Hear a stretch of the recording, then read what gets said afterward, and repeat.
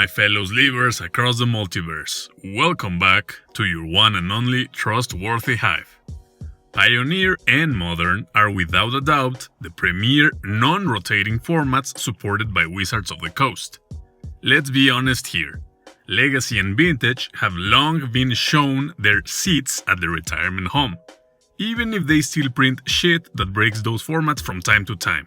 Pioneer and hopefully Modern, on the other hand, are still the main options for players who don't really enjoy the fast and inevitable rotation of Standard. I mean, some decks last 1 month at the top before the next hot thing comes along, and that's not everyone's cup of tea, which is totally understandable.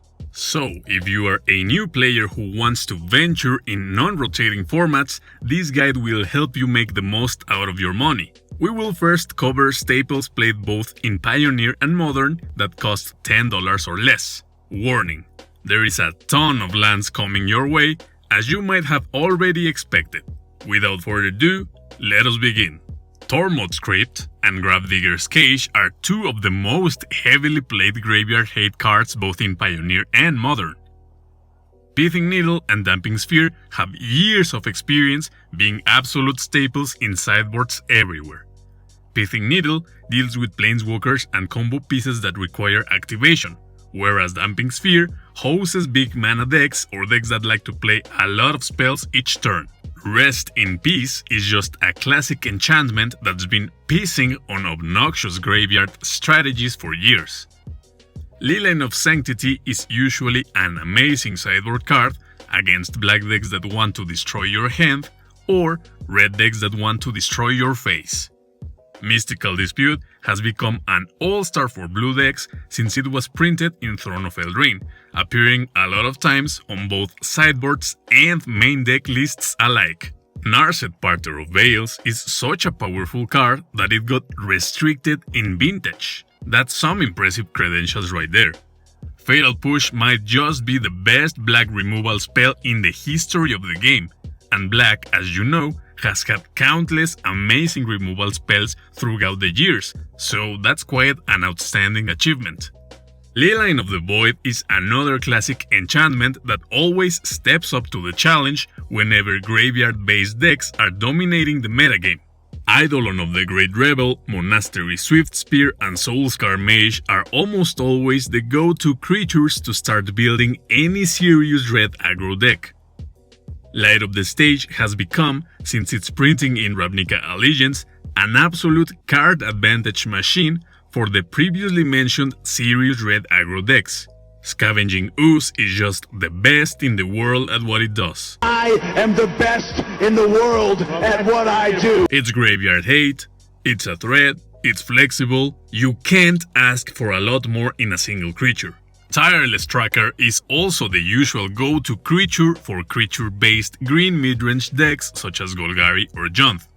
Spell Queller has been played at one point or another in almost any great deck that runs both white and blue. Whether it is Control, Midrange or Spirits, Spell Queller always delivers. Supreme Verdict is probably one of, if not the best board wipe ever printed, period. Boros Charm is usually the ultimate finisher for red-white aggro decks. Creature or spell-based, it doesn't really matter. Ashiok Dream Render has already proven to be an all-star in sideboards everywhere, since its static ability and its minus ability are both relevant for almost any kind of metagame. Dreadbore is the most efficient answer for either creatures or planeswalkers there is. Only 1 mana discard spells are more to the point than this sorcery. Abrupt Decay is so good that it is also played in fucking Legacy, so yeah, very good spell.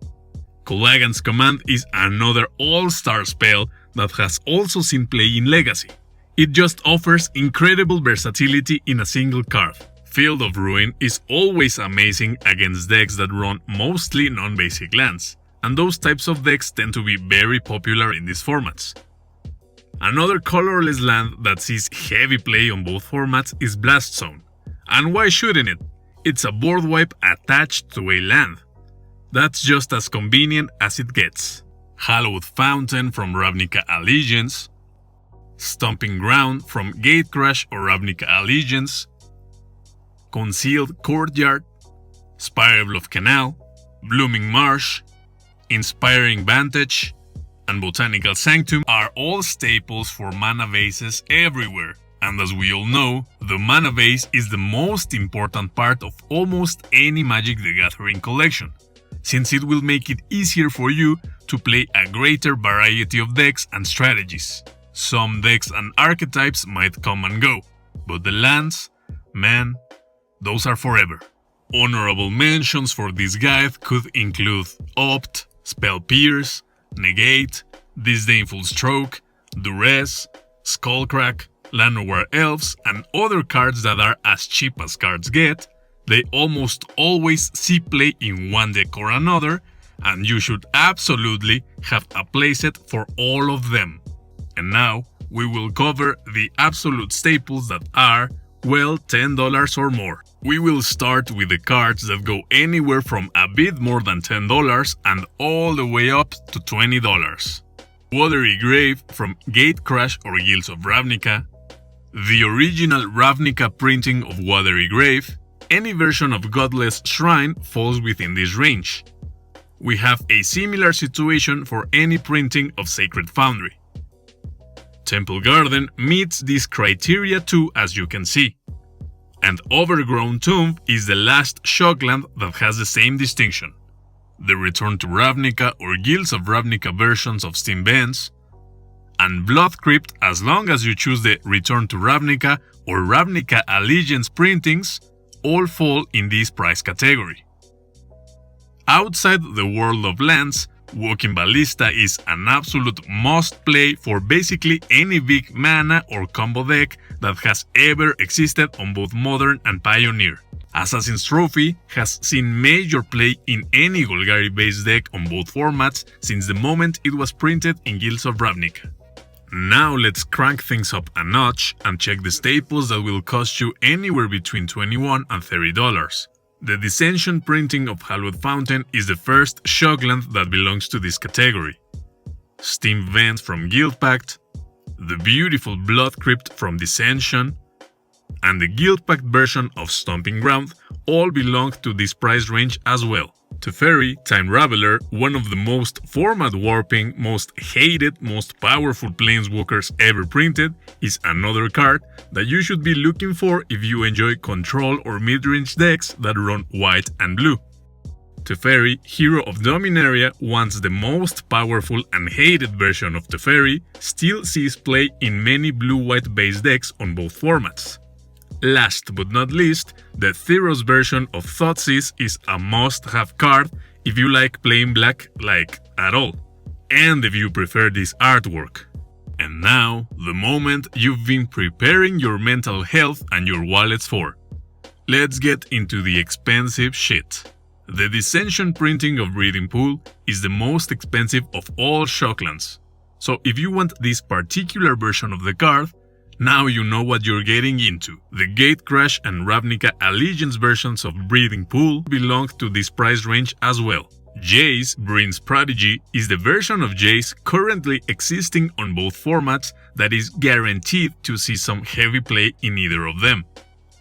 The original, beautiful Lorwyn version of Thoughtseize is a bit more expensive than its Theros counterpart, as you can see. If there is ever a deck on Pioneer or Modern whose main goal is trying to cheat enormous creatures into play, you can bet your Eldrazi-loving ass that Emrakul the Promised End and Olamok the Ceaseless Hunger will be two of the, if not the two most common targets for such decks.